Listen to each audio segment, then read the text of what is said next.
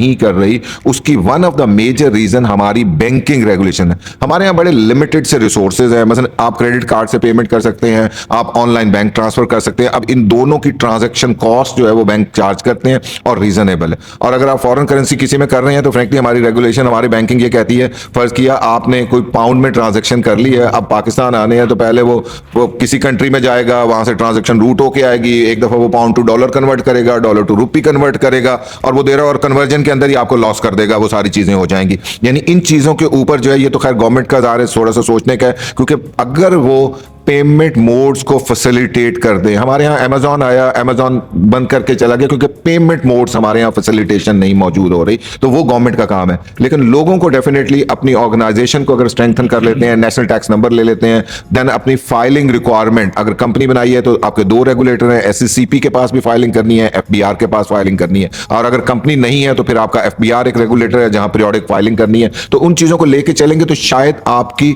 Business की continuity भी रहेगी। और ये जो मैं आपको कह रहा था कि कोई भी रेगुलेटर आता है और आपकी दुकान बंद करके चला जाता है, तो उससे भी आप बच जाएंगे और वो सारी चीजें हो जाएंगी। Sir thank you so much, आपने बड़ी डिटेल जो है इस पे वो क्लैरिटी दी है। इसी से ही एक पॉइंट है, पाकिस्तान में बहुत सारे स्टार्टअप्स जो हैं, मैं ये स्पेशली बात नहीं करूंगा कि ई-कॉमर्स किया है, XYZ कोई भी स्टार्टअप्स हैं, उनको सबसे मेजर प्रॉब्लम ही टैक्स से आती है। वो समझते हैं कि शायद ये जो हम टैक्स पे कर रहे हैं ये हमारा राइट था ही नहीं पे करना, शायद गवर्नमेंट ज़बरदस्ती हमसे ले रही है। तो इसके हमें आगे जाके इन फ्यूचर क्या बेनिफिट्स हो सकते हैं अगर हम NTN रजिस्टर कराते हैं, STR sales tax number STN register करवाते हैं? क्योंकि मोस्टली लोगों का कंसर्न होता है कि यार अगर हम STN करवा लेंगे तो हर महीने हमें वो सेल्स टैक्स वो फाइल करना पड़ेगा। तो इसका हमें लॉन्ग टर्म में क्या बेनिफिट है? और दूसरा जो भी आपने करेंसीज की बात की कि बैंकिंग के थ्रू चैनल्स नहीं है, अब हमने भी देखा क्योंकि अगर हम शॉपिफाई पे या कहीं पे भी पे करना हो अपना कार्ड लगाते हैं, $1 जिसका रेट 280 रुपये है वो हमें 300 साढ़े 300 रुपये तक भी जो है वो पड़ रहा होता है।